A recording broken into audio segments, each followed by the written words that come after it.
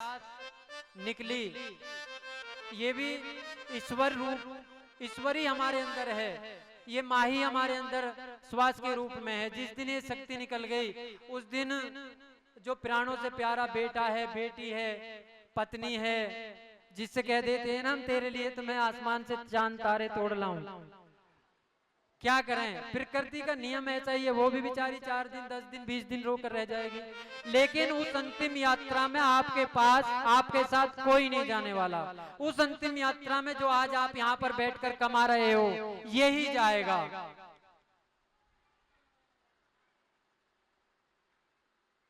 जब जब भी पुकारूं माँ तुम दौड़ चली आना, एक पल भी नहीं रुकना, मेरा मान बढ़ा जाना। दुनिया ने सताया है, ये दिल भी दुखाया है। ये दुनिया सताने के और दिल दुखाने के अलावा कुछ नहीं करती। औलाद अगर आज हम अपने बेटा से बेटी से कोई बात कह रहे वो ना माने तो दिल दुखता है। दुनिया ने सताया है, ये दिल भी दुखाया है। वो जब अंत समय आए जरा गोद बिठा लेना। ऐसी प्रार्थना करो, माँ जब अंत समय आए तो अपनी गोद में बिठा कर ले जाना, पल भर भी नहीं रुकना, मेरा मान बढ़ा जाना। देखिए आंखों में अश्रु आ जाते हैं। माँ शब्द ऐसा ही है कि माँ कहते ही मुख खुलता है और बाप कहते ही मुख बंद होता है। माँ अपने से जो कुछ अपने पास है सारी चीजें खोलकर बेटा बेटी उनके सामने रख देना चाहती है, लेकिन बाप जैसे ही मुंह बंद होता है, बाप वो ऐसी ऐसी जो गुप्त चीजें हैं, कहते हैं ना बाप कांधे पर बिठाकर वो चीजें दिखाना चाहता है पुत्र को, जो मैं नहीं देख पाया बेटा तू वो देख ले, क्योंकि जो गुप्त चीजें संसार में छुपी हुई हैं उनको तू देख ले, ताकि कल को तुझे कोई समस्या ना आए। माँ पल पल में अपने आंचल को खोलती रहती है, बिछाती रहती है, हर उस पर अपने आंचल में अपने लाल को, अपनी बेटी को, अपने बेटा को आंचल में छुपा लेती है। क्यों? क्योंकि माँ दया की सागर है। बाप थोड़ा कठोर होता है। देखिए बाप अगर बेटा को या बेटी को थोड़े कठोर शब्दों में डांट रहा है तो उसका बुरा मत माने करो। भगवान श्री राम ने लक्ष्मण से कहा है, जब चाची जब भगवान राम को 14 वर्ष का वनवास हुआ तो भगवान राम बड़े खुश हुए, तो लक्ष्मण जी को बड़ा क्रोध आया। बोले भैया आप बड़े सीधे हैं, आप बड़े खुश हो रहे हैं, पिताजी का बड़ा बखान कर रहे हैं। उन्होंने उस कैकेयी के कहने पर आपको 14 वर्ष का वनवास दे दिया। तो भगवान राम कहते हैं कि हे लक्ष्मण, अगर पिता, देखिए गौर से सुनिए, अगर पिता कितना भी बड़ा दुराचारी है तो पुत्र का कर्तव्य है कि उसकी भगवान के समान पूजा करनी चाहिए, क्योंकि पिता का ऋण पुत्र से कभी उतरता नहीं है। वो अपने कांधे पर बिठाकर वो चीज दिखाता है जो वो नहीं देख पाया। तो आज माँ का आंचल बच्चे के सर पर हर बार बहुत जल्दी आ जाता है, और बच्चा देखिए बहका भी लेता है। सबसे ज्यादा माँ को बहकाता है बच्चा। अगर कोई पैसे लेने हो, सहज में देखें तो मेरी मानो मम्मी दे 100 रुपये दे, 200 दे दो, और बाजी बाजी क्या वो लगाते हैं, तू कितनी अच्छी है, तू कितनी भोली है, प्यारी प्यारी है ओ माँ, ओ माँ। तो देखिए मस्का लगाते हैं, जो बच्चे होते हैं वो माँ को मस्का लगाते हैं, लेकिन वो बड़े किस्मत वाले होते हैं जिनके माँ होती है। वो होते हैं किस्मत वाले जिनके माँ होती है।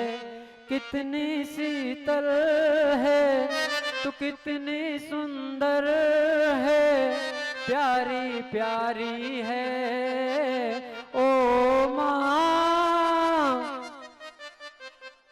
भोली भाली है।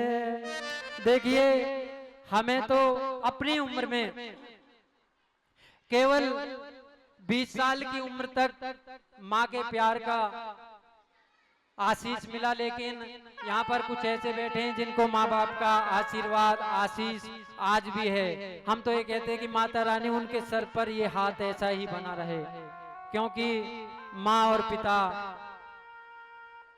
बड़ी मिन्नतें करते हैं औलाद के लिए। पता नहीं कहाँ कहाँ किस किस दर पर ठोकरें खाते हैं, कहाँ किस किस देवता की मन्नतें बांधते हैं। किसी को देखे नॉर्मल ऐसे ही हो जाता है, किसी को 2 साल 4 साल 5 साल नहीं हुआ, कितनी जगह मन्नतों के धागे बनते हैं जब औलाद पैदा होती है। औलाद बड़ी होती है तो देखिए पुत्र होता है तो बाप खिलाता है, दादा खिलाता है। तुझे सूरज कहूं या चंदा, तुझे सूरज कहूं या चंदा, मेरा नाम करेगा रोशन, जग में मेरा लाड़ दुलारा। देखिए दिल भराया, ये कुछ दिन पहले ही अभी हमारे भाई बैठे हैं, ऐसी हृदय विदारक एक घटना हुई है। तो छोटा सा बच्चा था, तो देखिए जो प्रभु की इच्छा है उसके सामने किसी की नहीं चलती, लेकिन हम और आप प्रार्थना कर सकते हैं, इस माँ से ये प्रार्थना कर सकते हैं कि माँ उसे अपने धाम में ऐसा स्थान देना ताकि जो भी उसका पुनर्जन्म हो उसे ऐसी अल्पायु मत देना माँ। क्योंकि ये हमारे जी से पूछो, जब हमें इतना दुख होता है, जिनके घर का चिराग बुझा उनके हृदय का क्या हालत होती होगी। तो हर कोई ये उम्मीद लगाता है, लेकिन कभी कभी ऐसी हृदय विदारक घटनाएं हो जाती हैं। तो आज ब्रह्मा जी को एकाएक माँ का ख्याल आया और उसने माँ को पुकारा। आज माँ प्रकट हुई और ब्रह्मदेव के पुकारने पर बोली कि हे ब्रह्मा, आपने मुझे किस प्रयोजन से पुकारा है, आप अपना कार्य बताइए। ब्रह्मा जी बोले कि हे जगदम्बा, हे ब्रह्मा, हे आदि शक्ति, आप निंद्रा के रूप में भगवान नारायण के नेत्रों में जो समाई हुई हो जरा वहां से निकलिए, ताकि नारायण अपने नेत्र खोलें और ये जो 2 असुर जो ये विपदा मुझ पर आन पड़ी है, ये मुझसे युद्ध करना चाहते हैं, मैं युद्ध नहीं कर सकता इनसे। नारायण को जगाए, नारायण ही इनसे युद्ध करेंगे, मेरे इनसे युद्ध करने का हिम्मत मेरी नहीं है। तो आज माँ आदि शक्ति जो भगवान नारायण के नेत्रों में निंद्रा के रूप में समाई हुई है, वो वहां से बाहर होती है। तो भगवान नारायण नेत्र खोलते हैं, जैसे ही नेत्र खोलते हैं तो सामने माँ आदि शक्ति और भगवान ब्रह्मा जी खड़े हैं। तो नारायण कहते हैं कि हे आदि शक्ति, आप कैसे? तो माँ कहती है कि हे नारायण, मेरा तो प्रयोजन कोई भी नहीं है, लेकिन ब्रह्मा जी आपके कर्णों से, आपके कानों से, आपके कानों के मेल से 2 राक्षस पैदा हुए हैं, मधु और कैटभ, और वे ब्रह्मा जी से युद्ध करना चाहते हैं। तो ब्रह्मा जी तो युद्ध कर नहीं सकते, तो बोले फिर अब आप ही उठिए और ब्रह्मा जी की रक्षा कीजिए। तो जैसे ही भगवान नारायण उठे और भगवान नारायण और मधु और कैटभ के बीच में हजारों वर्ष तक युद्ध चला, लेकिन वो दोनों के दोनों दैत्य जरा भी ना तो थके और ना उन्हें ये हुआ कि हम भगवान से युद्ध कर रहे हैं। तो भगवान नारायण सोचने लगे कि आखिर इनको मारा कैसे जाए।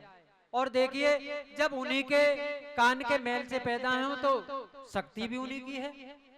भाई जो बड़े बड़े राक्षस ऐसे हुए हैं कि भगवान के ही अंश से हुए, भगवान को ही अवतार लेने पड़े उनको मारने के लिए।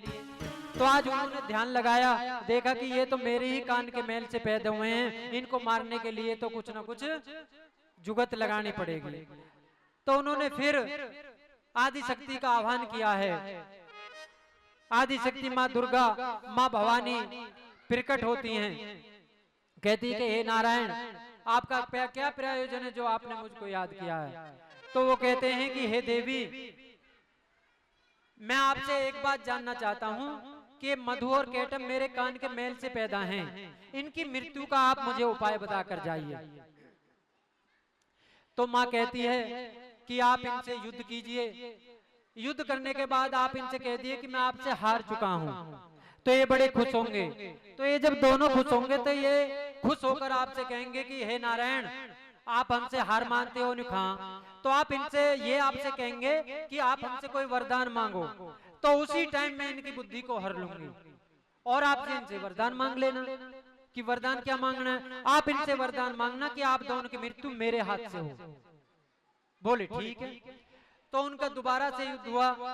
युद्ध होते होते हजारों वर्ष बीत गए। भगवान नारायण बोले, हे मधु केटव, मैं आप दोनों की वीरता से बड़ा खुश हूँ, आप दोनों बड़े वीर हैं, बताइए आप क्या चाहते हैं, क्या मांगते हो? बोले, हारे युद्ध तुम हो, जीतने वाला देता है, हारने वाला मांगता है। हे विष्णु, मांगने की बारी तुम्हारी है, देने की बारी हमारी है। हमको आप ऐसा ही समझते हो? दोनों भाई बड़े बलवान हैं। तो भगवान नारायण जैसे ही माँ आदि शक्ति प्रकट होती हैं, उनकी तरफ तकते हैं, वो तथास्तु कहकर वो कहते हैं कि मधु केटव, अगर आप दोनों मेरे युद्ध करने से, मेरी इस युद्ध कौशल से, मेरे पराक्रम से खुश हो और मैं हार गया, तुम जीत गए, जीतकर मुझको कुछ देना चाहते हो, तो एक वर दे दो मुझे। क्या? तुम दोनों की मृत्यु मेरे हाथ से हो। ठीक है भगवान। अब जैसे ही उन्होंने ठीक कहा, एकदम से माँ ने अपनी उन पर से कृपा हटा ली। एकदम से दोनों भाइयों को झटका लगा, ये क्या कह दिया हमने, अपनी ही मृत्यु का कारण भगवान नारायण को बता दिया। अब देखिए बड़े चालाक थे। बोले, जब भगवान नारायण ने मांगा कि तुम्हारी मृत्यु मेरे हाथ से हो, तो बोले हिरण्याकश की तरह कि मैं, हमारी पृथ्वी पर मृत्यु ना हो, जल में ना हो। उन्होंने देखा कि पृथ्वी है नहीं, जल ही जल है, तो ये अगर ये भी मारने की कोई सोचता है तो काहे पे मारेंगे। तो भगवान विष्णु ने दोनों की अपनी जंघा पर बिठाकर दोनों का शीश धड़ से अलग कर दिया। बोले नारायण भगवान की जय हो। देवताओं ने आकाश में प्रकट होकर फूलों की वर्षा करी है और मधु केटव के मारे जाने पर माँ की स्तुति की है। देखिए आरती में भी आता है, मधु केटव दो संहारे, तो कई जगह आता है। हम और आप दुर्गा चालीसा पढ़ते हैं, तो उसमें एक शब्द आता है, रक्षा करी प्रहलाद बचाया, हिरण्याकुश को स्वर्ग पठाया।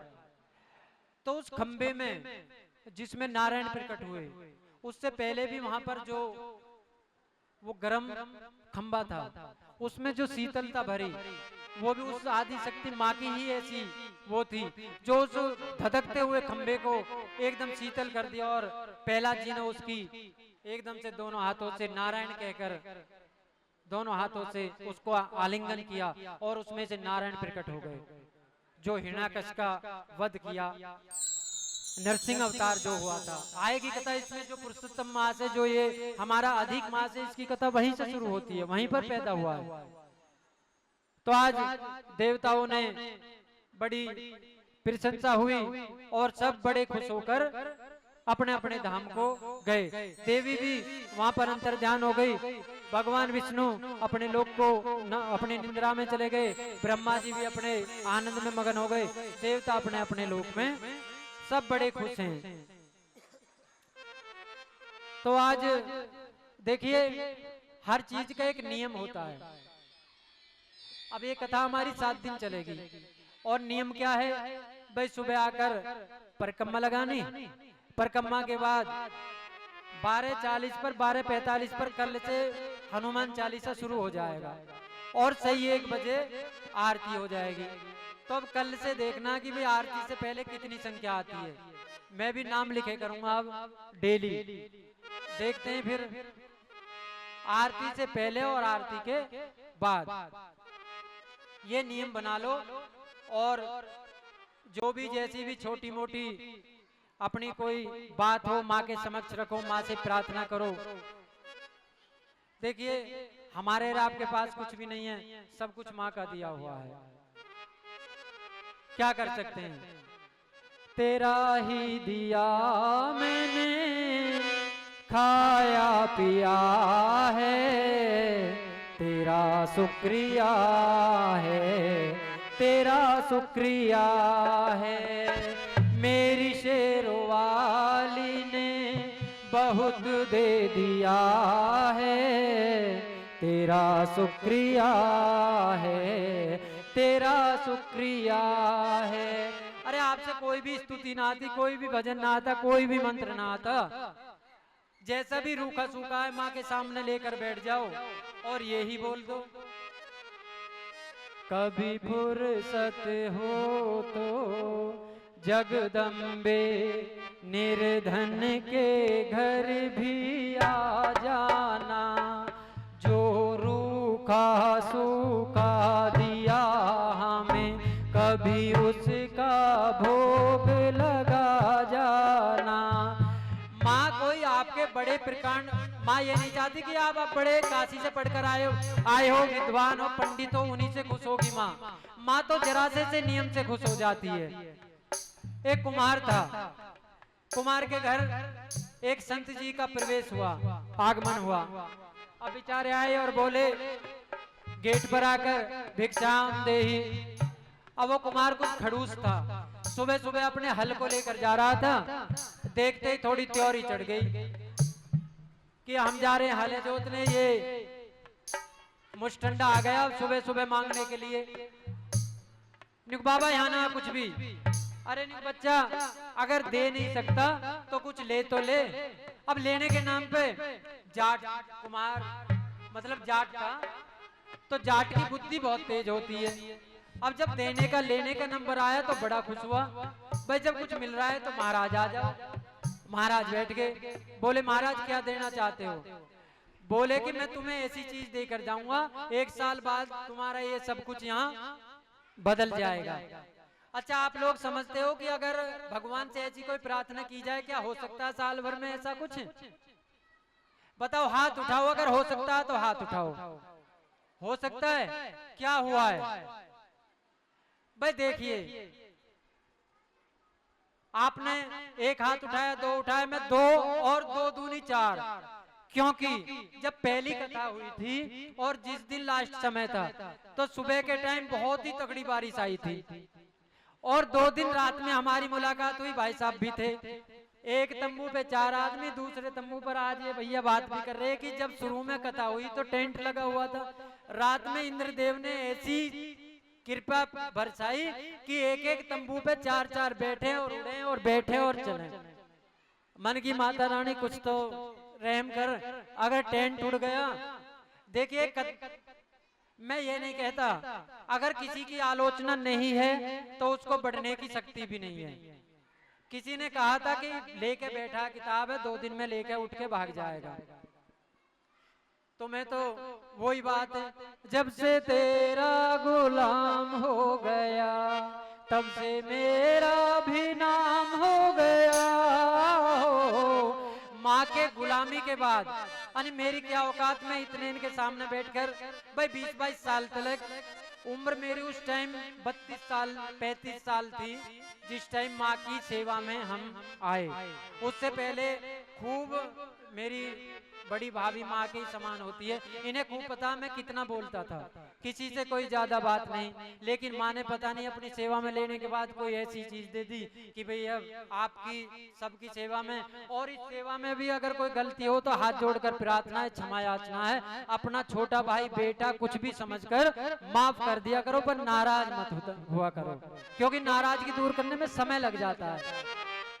तो देखिए हमने उस दिन हमने बोला था कि आज हम कथा का अंतिम दिवस और माँ से ये प्रार्थना करते हैं, माँ अगर अगली कथा हो तो इस पर लेंटर पड़ जाओ, लेंटर के नीचे कथा हो।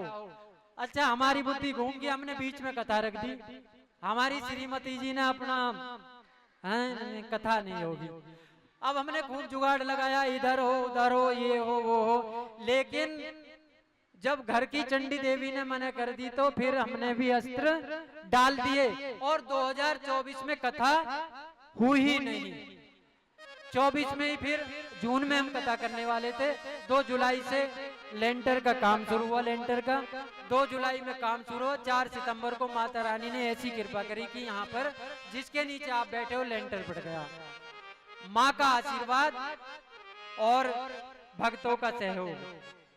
अरे अपनी किस्मत का ताला तुम खोलते चलो, प्रेम से जय माता दी तुम बोलते चलो, प्रेम से जय माता दी तुम बोलते चलो। अपनी किस्मत का ताला तुम खोलते चलो, प्रेम से जय माता दी तुम बोलते चलो। अब प्रेम से जय माता जी तुम बोलते चलो। अरे सारे बोलो जय माता दी, मिलकर बोलो जय माता दी, सारे बोलो जय माता दी, मिलकर बोलो जय माता दी, जोर से बोलो जय माता दी, आवाज ना आई, जय माता दी, आवाज आने रही है मुझे। अरे जोर से बोलो जय माता दी, जोर से बोलो, प्रेम से बोलो। कल को मेरी तरफ सबके लिए एक एक मुट्ठी क्या बताओ, अरे कुछ तो बोलो।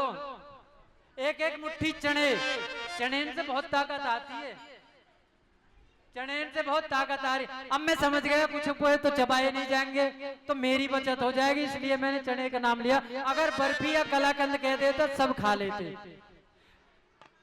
तो जोर लगाकर अरे जोर से बोलो जय माता दी, मिलकर बोलो जय माता दी, आ गई मैया जय माता दी, दर्शन पालो जय माता दी, आते भी बोलो जय माता दी, जाते भी बोलो जय माता दी। देखिए वैष्णो देवी की चढ़ाई में जब हम और आप चढ़ाई करते हैं तो आते जाते ऐसे ही बोलते हैं। एक भजन बड़ा प्यारा, ज्यादा तो है नहीं, अगर भैया के पास है। तूने मुझे बुलाया शेरों वालिए, मैं आया शेरों वालिए। तूने मुझे बुलाया शेरों वालिए, मैं आया शेरों वालिए। प्रेम से बोलो जय माता दी, मिलकर बोलो जय माता दी, आते भी बोलो जय माता दी, जाते भी बोलो जय माता दी, कहना भी बोलो जय माता दी, भैया भी बोलो जय माता दी, माता भी बोलो जय माता दी, बाबा भी बोलो जय माता दी, प्रेम से बोलो जय माता दी, सारे बोलो जय माता दी, अगले भी बोलो जय माता दी, आ गई मैया जय माता दी, जोर से बोलो जय माता दी, मिलकर बोलो जय माता दी, जय माता की। जय माता दी। अपनी किस्मत का ताला तुम खोलते चलो, प्रेम से जय माता दी तुम बोलते चलो। और प्रेम से जय माता जी तुम बोलते चलो। प्रेम से जय माता दी तुम बोलते चलो। प्रेम से जय माता जी तुम बोलते चलो। अच्छा देखिए, इस जय माता की बोलने में किस किस को खुशी हुई किसी को तो अच्छा कुशन के हाथ उठे ना, खुशी नहीं हुई है सारे ने। भैया कैमरा वाले जरा कैमरा घुमाओ घुमाओ, जो हाथ नहीं उठा रहे उन्हें फिर अच्छे से देखेंगे कि आखिर खुशी किस किस क्यों नहीं हुई भाई, क्यों नहीं हुई। अरे जय माता दी, ये तो अगर आप पे कोई मंत्र नहीं आता तो सुबह सुबह, अब देखिए सुबह सुबह आजकल जेठ चल रहा है और 15 दिन पहले और 9 दिन इसमें गए अधिक मास में, शायद 23-24 दिन हो गए। 23-24 दिन से अपनी तो 4:30 बजे के आसपास यहाँ आकर घंटी बजी जाती है। तो कुछ लुहाली की आती हैं बेचारी वो करने, तो आती है कई तो वहां पर भगवान शंकर को प्रणाम करती हैं, कुछ उधर से प्रणाम करती हैं। अब देखिए या तो इसे आलोचना कह लो या मेरी प्रार्थना कह लो, हमारे यहाँ से भी आती हैं। तो यहाँ से ऐसे निकलती हैं, अब कभी भगत जी कुछ काम न बता दे कि आके झाड़ू लगवा दो। अरे मैं कुछ काम न बता रहा, कम से कम माथा तो टेक ले करो। लुहाली की आती है, माथा टेक के जाती है, कई आती है यहाँ पर अंदर आकर भगवान को प्रणाम करती हैं। आप पूजा नहीं कर रहे कोई बात नहीं है, नहाए हो धोए हो कोई बात नहीं है। ये नहाना धोना तो पंडितों के लिए बना दिया है कि भाई पूजा पाठ सारे कर्म कांड इनको करने हैं, लेकिन हम और आप तो जरा श्रद्धा भाव से एक बार प्रणाम कर लें, कोई नियम बना ले, उसमें ही उद्धार हो जाएगा। तो अब जैसे ही जाट को ये पता लगी है कुछ मिलने वाला, तो उन्होंने उनको महाराज जी को अंदर बुला लिया।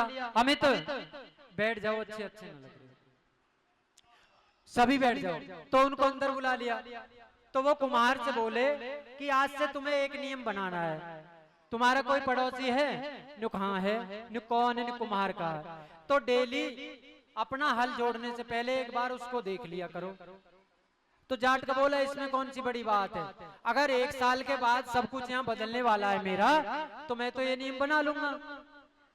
उसने बना लिया नियम। सुबह उठे, भाग के जाए, अपनी छोटी छोटी दीवारें देख ले, कुम्हार के दर्शन हो जाए, फिर अपना हल लेकर चला जाए। अब ऐसे ही होते होते 4-6 महीने बीत गए। जाट बुद्धि है, बोला अगर आ जाए ना महाराज तो लट के मारे कमरे तोड़ दूं। 6 महीने हो गए रोज या कुम्हार के देखो, आज तक तो कुछ मिला ना है। पता ना क्या उसमें लगा गया। अब डर भी ये लगे पता नहीं आज ना मिला तो कल मिल जाए। भाई सब कहते हैं ना कि कल कर दूंगा, फिर गए भैया काम ना करो कल कर दूंगा, फिर कल गए अरे काम ना कर भैया कल कर दूंगा। ये कल है कब? अब पता नहीं वो कल कब आए, पता नहीं कब दीनानाथ की नजर पड़ जाए। तो इस कल कल के चक्कर में उसके और अब एक दिन कुम्हार का बहुत सुबह उठा और सुबह उठकर वो जल्दी चला गया, कुछ काम था। तो उसने जाकर मिट्टी खोदने के लिए जैसे फावड़ा जमीन में मारा, तो उसको टन देने की सी आवाज आई। और ए लड़की क्यों? तो जैसे ही टन देने की सी आवाज आई, उसने देखा तो उसमें एक टोकनी निकली और उस टोकनी में हीरे जवाहरात सोने चांदी। अब कुम्हार के तो मजे आ गए। अब कुम्हार का मिट्टी विट्टी भूल गया कि बिकली है बर्तन, तो उसे एक कपड़े में लपेट के और भागम भाग घर की तरफ आ गया। अब जाट बार बार दीवार पर ताक रहा है कि आज कहाँ मर गया कुम्हार का, आज तो दिखाई नहीं दे रहा, सूरज चढ़ गया, बेलन ने गर्मी लगेगी मुझे गर्मी लगेगी। तो बार बार देख ले, अरे कहाँ मर गया। अब कुम्हार का घर में हो। अब जैसे ही कुम्हार के ने अपने अंदर घर में आया और उसने गेट लगाकर अपनी जो झोपड़ी थी उसके अंदर वो जो टोकनी खोली और उसमें देखा तो सोने चांदी जवाहरात। उसने वो सारी पलट दी और पलटते ही उसमें से सारा धन सामने आ गया। अब जैसे ही उसने धन पलटा, जाट का बोला इस बार कुछ भी हो जाओ इसके गेट ने तोड़ देता हूँ, अंदर तो बैठा हुआ होगा, आज सोकर ही नहीं उठा। जैसे ही उसने उसके गेट में हाथ मारा और गेट में हाथ मारते तो कुम्हार के सामने तो आज सोने चांदी का ढेर है। अब सोने चांदी के सामने जाट बुद्धि था, भाई देखो भैया रिकॉर्डिंग है, ऐसी जगह मत भेज दीजिए कभी कोई जाट मेरे जुम्मा हो जाए। थोड़े से चंचल स्वभाव होता है। आजकल एक वो चल रही है गुजरन की, एक राजकुमार भाटी की चल रही है ना, सुनी होगी। अब बेचारे के पंडित जी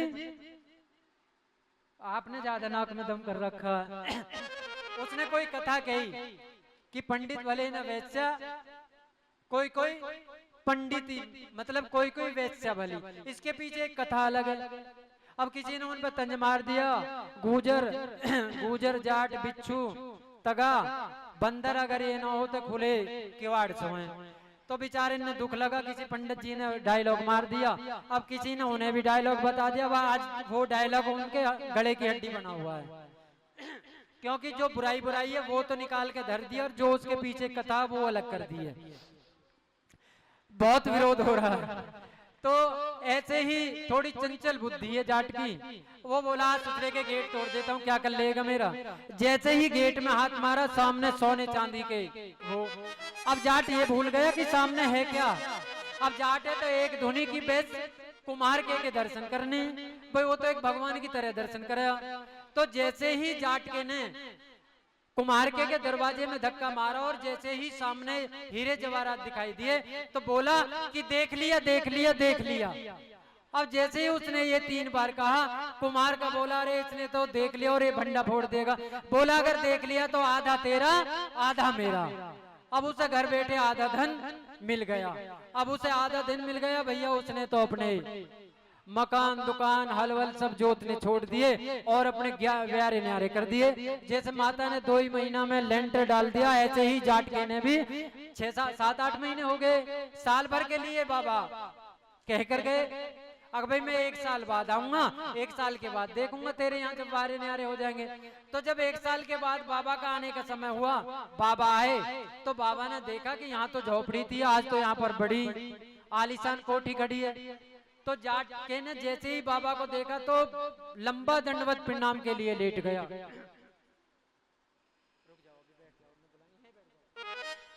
तो दंडवत प्रणाम किया, बोला महाराज आगे के लिए भी कुछ बता जाओ। बोले कैसे। अब की बार तो कहा था आपने कि केवल इसके कुम्हार के दर्शन करने, मुझे तो कुम्हार के दर्शन में ही इतना मिल गया, अगर पूरे परिवार के दर्शन कर लूं तो पता नहीं क्या हो जाएगा। कुछ और नियम मेरे लिए। बोले नहीं, जो नियम था बच्चा वो तेरा पूरा हो गया, अब कोई नियम तेरे लिए नहीं है। निक महाराज आपकी बड़ी कृपा हुई, देखिए मेरे तो प्यारे न्यारे हो गए, मैं आपकी क्या सेवा करूं। संत थे भैया कथा के लिए। देखिए नाम क्या नाम है, देखिए छोटा सा बच्चा दक्ष 500